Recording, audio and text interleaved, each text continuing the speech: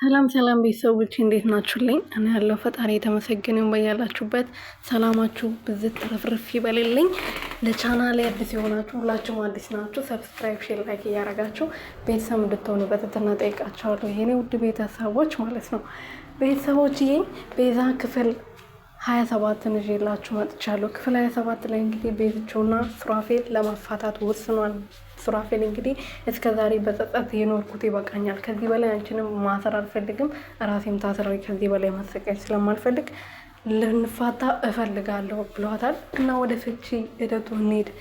ቤትሽንም ወደ መኪናሽንም በአንቺ ስም ላዞርልሽ፣ እሱን ነበር ስትፈልጌ የነበረው እስከዛሬ እኔ ብርሽ ፈልጌ ቤትሽ ፈልጌ ሳይሆን ቤቱና መኪናው ወደ ራስሽ ካዞርኩልሽ አላይሽም ወይም ደግሞ አላገኝሽም ብዬ ሳስብ ስለነበር ነው። አሁንም ከኔ ጋር ሆነሽ ከኔ ጋር አይደለሽም፣ አካልሽ ነው እንጂ እኔ ጋር ያለው ልብሽ እኔ ጋር አይደለም። ስለዚህ እንፋታና አንቺም እንደፈለግሽ ከፈለግሽ ሰው ጋር ህይወትሽን መኖር መቀጠል ትችያለሽ ብሏታል። እንዳለችው ደግሞ እሺ ብላ ነበረ። ግን አሁን ደግሞ እያንገራገረች ነው።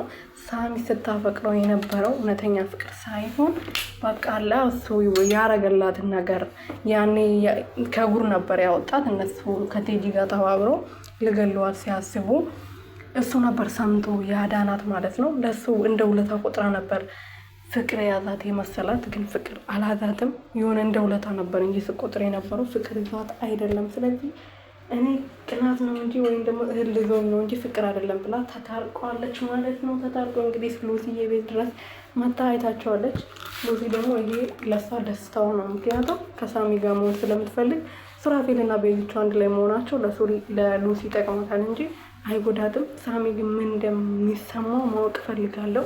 ምክንያቱም ቤዝቾን በጣም ነው የሚያፈቅራት። በሷ ምክንያት ብዙ ነገር አይተዋል። እዙ ተጎድታለች ማለት ነው። እና ያለን እንግዲህ